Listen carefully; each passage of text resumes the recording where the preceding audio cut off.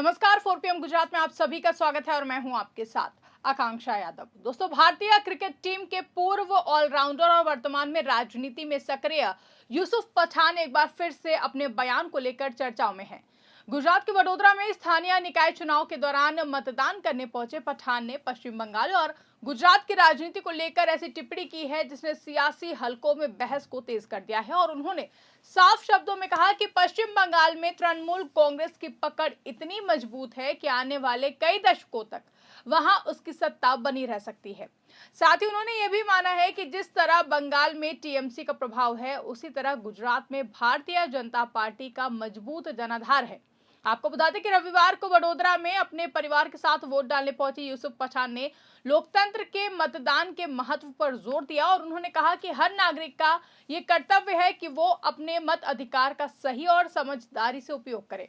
उन्होंने बताया कि गुजरात की जनता हमेशा विकास के मुद्दे पर वोट करती आई है और यही कारण है कि यहाँ की राजनीति में स्थिरता देखने को मिलती है।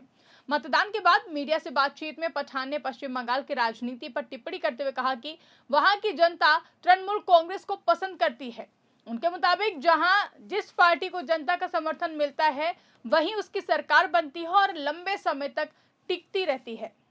यूसुफ पठान ने अपने बयान में यह भी दावा किया है कि पश्चिम बंगाल में टीएमसी का संगठन और कैडर इतना मजबूत है कि वो आने वाले 40 से 50 सालों तक सत्ता में रह सकती है।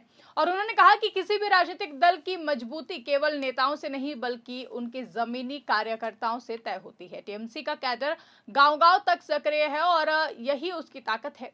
उनके इस बयान को राजनीतिक विश्लेषक काफी महत्वपूर्ण मान रहे हैं क्योंकि पश्चिम बंगाल में पिछले कुछ सालों से भारतीय जनता पार्टी और टीएमसी के बीच में कड़ी टक्कर देखने को मिल रही है। इसके बावजूद पठान का ये कहना कि टीएमसी लंबे समय तक सत्ता में रह सकती है एक बड़ा राजनीतिक संदेश माना जा रहा है। आपको बता दें कि पठान ने अपने बयान में एक दिलचस्प तुलना भी की है और उन्होंने कहा है कि जैसे बंगाल में टीएमसी का कैडर मजबूत है, वैसे ही गुजरात में बीजेपी का संगठन बेहद मजबूत है। और उन्होंने ये भी कहा कि गुजरात में बीजेपी को लगातार मिल रही जीत का कारण उसका मजबूत संगठन और विकास पर केंद्रित राजनीति है। उनका मानना है कि किसी भी राज्य में वही पार्टी लंबे समय तक टिकती है जिसका जमीनी नेटवर्क मजबूत होता है और जो जनता के मुद्दों को समझती है। गुजरात में बीजेपी और बंगाल में टीएमसी इस मॉडल पर काम कर रही हैं। आज सत्ता की आंखों में आंखें डालकर पत्रकारिता करना मुश्किल हो गया है। हमारे 4 PM नेशनल यूट्यूब और फेसबुक चैनल को, जिसे आपका प्यार और विश्वास हमेशा से मिलता रहा है, उसे बंद करके सरकार ने ये साबित कर दिया है कि वो आपके सवालों से कितना डरती है। मुश्किल दौर है, लेकिन हम ना रुके थे और ना ही रुकेंगे। हम सच के लिए हमेशा लड़ते रहेंगे। ऐसे में 4 PM यूपी को ज्यादा से ज्यादा ज्वाइन करें और स्वतंत्र पत्रकारिता को जिंदा रखने के लिए जितना हो सके उतना हमारा आर्थिक सहयोग करें। आपके सहयोग से ये जंग हम जीत कर रहेंगे।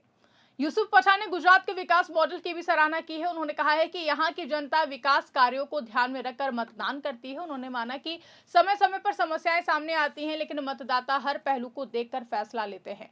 उन्होंने कहा कि पिछले 5 सालों में कई समस्याएं सामने आई हैं, लेकिन जनता इन सबको समझती है और अपने अनुभव के आधार पर वोट देती है। उनके मुताबिक गुजरात के मतदाता काफी जागरूक है और वो भावनाओं के बजाय मुद्दों पर वोट करते हैं। मतदान प्रतिशत को लेकर भी यूसुफ पठान ने अपनी राय रखी है। उन्होंने कहा है कि कुछ आंकड़ों को लेकर भ्रम फैलाया जा रहा है। उनके अनुसार अगर हटाए गए मतदाताओं को वापस जोड़ दिया जाए तो वास्तविक मतदान प्रतिशत काफी ज्यादा होगा।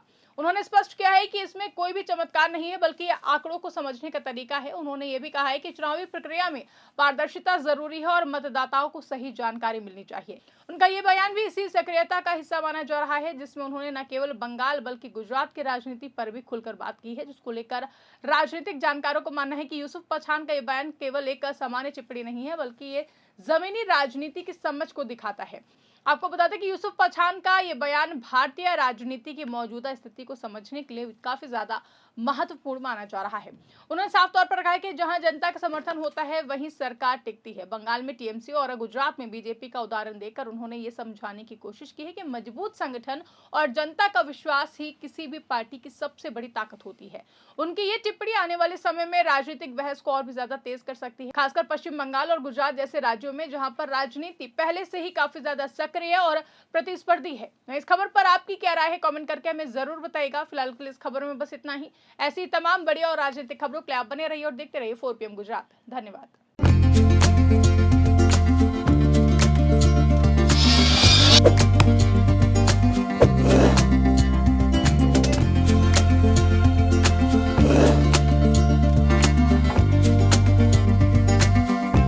है।